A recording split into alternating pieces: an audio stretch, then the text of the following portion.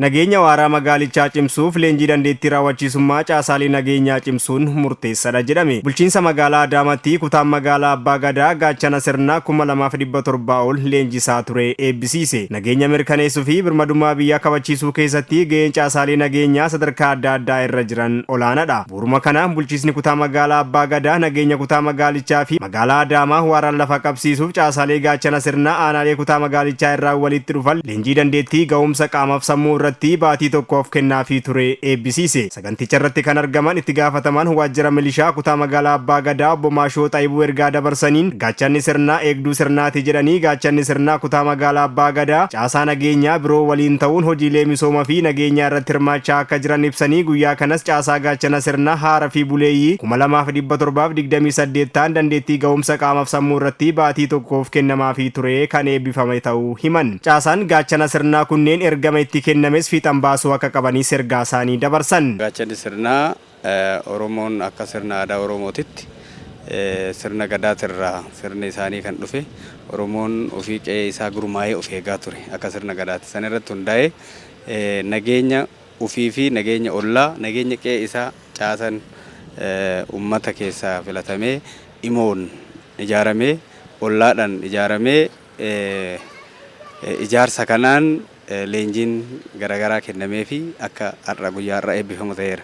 Leenjii kanarratti eebbi kan isaan leenji'an tokkoffaa leenjii loltummaa, leenjii qophaa'ummaa sammuu, qophaa'ummaa siyaasaa fi akkamitti akka eeguu qabanii fi sirna gadaa ganama Oromoo san bu'uura godhatee naamusaan rakkoo nageenyaa magaalaa keenyaa, rakkoo nageenyaa aanaa fi kutaa magaalaa keenya akka eegsisan sirritti leenjiin kun ji'a tokkoof itti qophaa'ame leenjistoota dandeettii fi beekumsa gahaa loltummaa irratti qabaniin kan eebbifamanidha jechuudha. Itti gaafatamaan waajjira bulchiinsa nageenya kutaa magaalaa Abbaa Gadaa obbo Abdiisaa Sabbooqaa ergamni ijoon caasaalee nageenyaa inni guddaan olaantummaa seeraa kabachiisuu nageenya waaraa fiduuf hawaasichi yaaddoo nageenyaa tokko malee ba'ee galuun jireenya isaa akka gaggeeffatu taasisuudha jedhanii kanaaf immoo caasaan nageenya kutaa magaalaa Abbaa Gadaa fakkeenya caasaa nageenya hundaati jedhan. Haalli hojiin nageenyaa ittiin olaantummaa seeraa kutaa magaalaa kana ittiin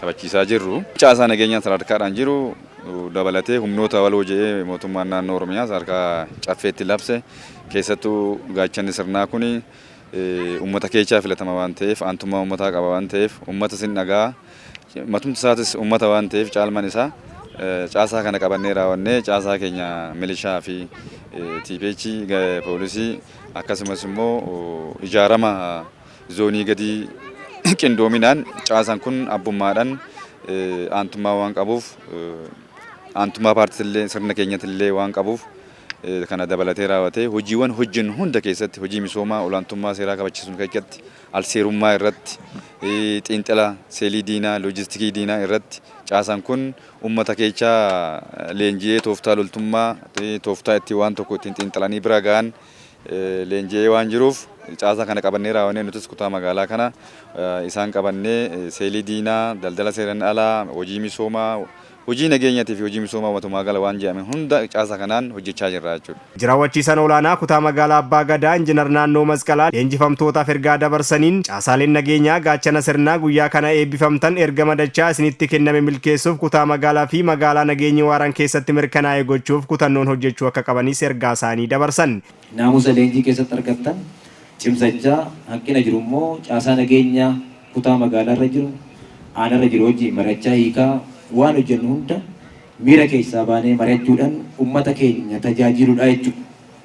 Inni lammaffaan kan sirriitti qabannee toorata hojjechuu qabnu uummata keenya lafa abbaa keenya otoo hin baratin nu barsiise qabiinsa uummataati jechuudha. Saganticha irratti ergamuun ergaa kan dabarsan itti gaafatamaan waajjira milishaa magaalaa Adaamaa obbo Yaamii Jaanoo gama isaaniin caasaan gurmaa'insa gaachana sirnaa magaalichaa yeroo ammaa ergama itti kenname fiixan baasuu irratti hojiilee boonsaa hojjechaa jiraachuu kaasanii akka magaalichaatti yeroo ammaa caasaa gaachana sirnaa leenjii ga'umsa qaamaaf sammuu qabaatanii hojii nageenya fi misoomaa irratti ga'umsan akka baataniif xiyyeeffannoon hojjetamaa jira jedhan. Caasaaleen nageenyaa guyyaa kana eebbifamanis ergama itti kennamee fiixan baasuuf hojii misoomaa fi nageenyaa irratti hirmaannaa qaban cimsuu akka qabanis ergaa isaanii dabarsan obbo Yaamin. Gaachanni sirnaa bara 2014 labsii 245 muraa 2014 kan ta'e bara kana murteessee caffeetti dhiyeessee raawwii isaatiin akka magaalaa Adaamaatti hojii keessa gallee jirra.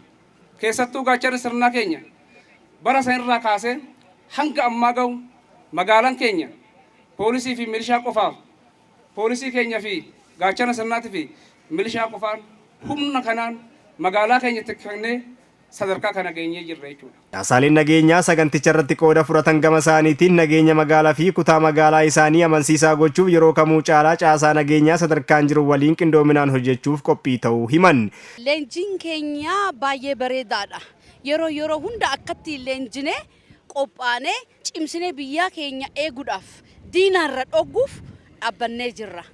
Amma leenjiin kun yeroodhaan yoo jiraate nuufis biyyaafis walitti wal qaqqabuuf wal beekuufis tokkummaa nu kenna tokko taane dhaabbachuuf nu gargaara jechuudha. Amma keenya nageenya keenya fayyaa keenyaaf baay'ee gaarii ta'e hawwisiisaa turedha jechuudha.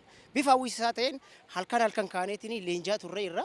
Xumura eebbaa kanarratti qaamolee milkaa'ina sagantaa kanaaf shoora olaanaa taphataniif waraqaan beekamtii fi galataa kennameefii jira.